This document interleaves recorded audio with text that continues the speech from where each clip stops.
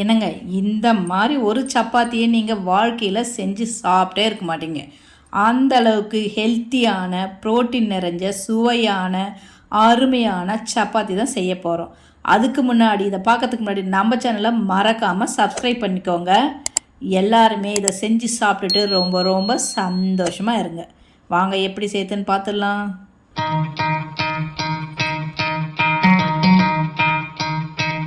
இந்த சப்பாத்தி செய்கிறதுக்கு 150 கிராம் பச்சை பட்டாணி எடுத்திருக்கேன். ஒரு கைப்பிடி அளவு முருங்கைக்கீரை, ஓமம், கஸ்தூரி மேத்தி, கொத்தமல்லி, இஞ்சி, பச்சை மிளகாய். இதை வச்சு தான் நம்ம இப்போ ஹெல்த்தியான சப்பாத்தி செய்ய போகிறோம்.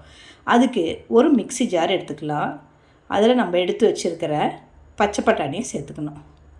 அப்புறம் கொத்தமல்லி இருக்கு இல்லையா, அந்த கொத்தமல்லி, பச்சை மிளகாய், இஞ்சி இது எல்லாம் சேர்த்து நல்லா பேஸ்ட்டாக அரைச்சி எடுத்துக்கலாம்.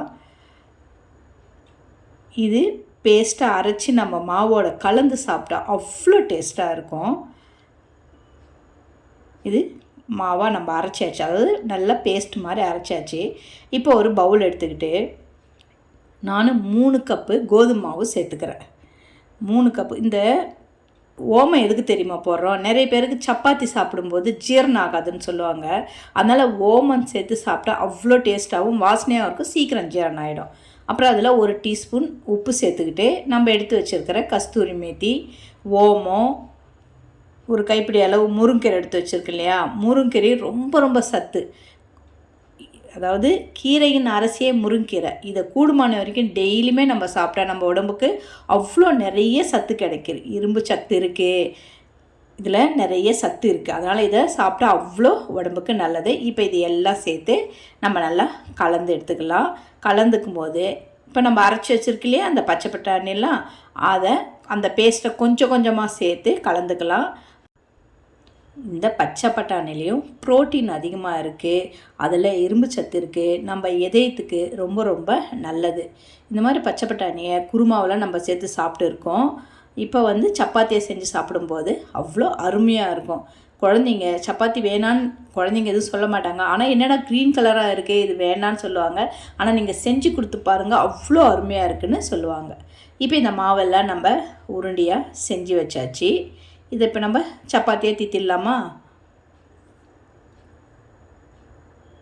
இது காலையில் பிரேக்ஃபாஸ்ட்டு, நைட் டின்னரு, குழந்தைங்களுக்கு லஞ்ச் பாக்ஸில் கூட நீங்கள் கொடுத்து அனுப்பலாம். அவ்வளோ ஹெல்த்தியான சப்பாத்தி இது. இந்த முருங்கீரையில் இரும்பு சத்து, கால்சியம் இருக்குது, நம்ம நோய் எதிர்ப்பு சக்தியை அதிகரிக்குது. பச்சை பட்டாணியில் நார் சத்து இருக்குது, நம்ம உடம்புக்கு ரொம்ப ரொம்ப நல்லது. இதையெல்லாம் சேர்த்து கலந்து காலையில் பிரேக்ஃபாஸ்ட்டாக ஒரு சப்பாத்தி செஞ்சு சாப்பிடும்போது எவ்வளோ டேஸ்ட்டாக இருக்கும் தெரியுமா? அவ்வளோ உடம்புக்கும் நல்லது. இப்போ இதில் கொஞ்சமாக நெய் தடவி அதை அப்படியே ரோல் பண்ணிக்கலாம். இது ஆப்ஷனல் தான்.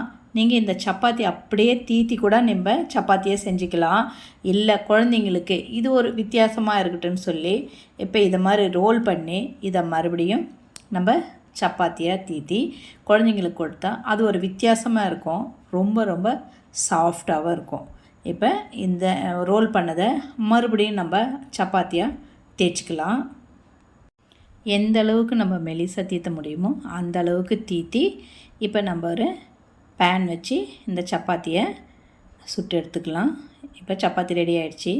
ஒரு பேனில் கொஞ்சம் லைட்டாக எண்ணெய் தடவி ஸ்டவ் மீது வச்சுருக்கேன். அதில் இந்த சப்பாத்தி போட்டு நல்லா 2 பக்கமும் வேக வச்சு எடுத்துக்கலாம். உங்களுக்கு நெய் வேணாலும் சேர்த்துக்கலாம், இல்லை எண்ணெய் கூட அப்ளை பண்ணிக்கலாம். உங்களுக்கு எது பிடிக்குமோ அதை சேர்த்து நல்லா சப்பாத்தியை 2 பக்கமும் கொஞ்சம் சாஃப்டாக வேகிற வரைக்கும் வேக வச்சு நம்ம ரெடி பண்ணி எடுத்துக்கலாம். இதே மாதிரி இருக்கிற மாவெல்லாம் நம்மளுக்கு எத்தனை சப்பாத்தி தேவையோ அத்தனை சப்பாத்தியை ரெடி பண்ணிக்கலாம். இதில் காரம் இருக்குது, உப்பு இருக்குது, நம்ம அப்படியேவும் சாப்பிட்லாம். தேவைப்படுறவங்க இதுக்கு குருமாவோ இல்லை ஊறுகாய், சட்னி எதை வேணாலும் தொட்டுக்கின்னு நம்ம சாப்பிட்லாம். நான் இப்போ இதுக்கு ஒரு சைட் டிஷ்ஷாக, அதுவும் ஹெல்த்தியாக, கொஞ்சம் வெங்காயம், ஒரு சின்ன வெங்காயம் கட் பண்ணி வச்சுருக்கேன். கேரட் ஒரு 1/2 கேரட் துருவி வச்சுருக்கேன். அதையும் இது கூட சேர்த்துக்கிட்டு கொஞ்சம் உப்பு சேர்த்துக்கலாம். உப்பு சேர்த்து ஒரு கட்டியான தயிர் 1 கப் அளவுக்கு இது கூட சேர்த்துக்கிட்டு நல்லா கலந்து விட்டு இந்த சப்பாத்தியோட சேர்த்து சாப்பிட்டோம்னா அடடா, இதை விட ஒரு அருமையான பிரேக்ஃபாஸ்ட்டு இருக்குமா? நீங்களே கொஞ்சம் சொல்லுங்களேன்.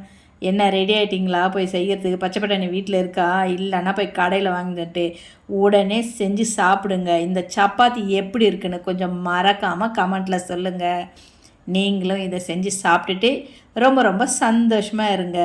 மறந்துடாமல் நம்ம சேனலையும் சப்ஸ்கிரைப் பண்ணிக்கோங்க. எப்போவுமே கஷ்டப்படாமல் இஷ்டப்பட்டு சமைச்ச சாதாரண சமையல் கூட சரித்திரம் வரைக்கும் பாருங்கள். தோசை கூட இந்த அளவுக்கு சாஃப்டாக பிக்க முடியாது. அந்த அளவுக்கு ரொம்ப ரொம்ப சாஃப்டாகவும் டேஸ்ட்டாகவும் ரொம்ப ரொம்ப சுவையாகவும் இருக்குது. இதை நீங்கள் மறக்காமல் உடனே செஞ்சு சாப்பிடுங்க. இந்த வீடியோ உங்களுக்கு பிடிச்சிருந்தா உங்கள் ஃபேமிலி அண்டு ஃப்ரெண்ட்ஸுக்கு ஷேர் பண்ணுங்கள். நன்றி, வணக்கம், வாழ்க வளமுடன்.